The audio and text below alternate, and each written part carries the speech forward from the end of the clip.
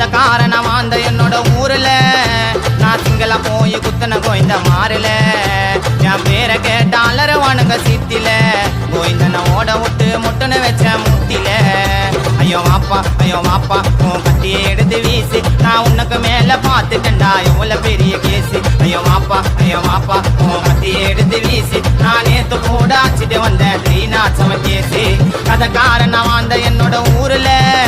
நான் சிங்கள போய் குத்துன கோயந்த மாறல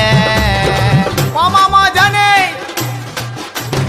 இரண்டு மனம் வேண்டும் அந்த இறைவனிடம் கேட்டேன் மறந்து வாழ ஒன்று உன்னை நினைத்து வாழ ஒன்று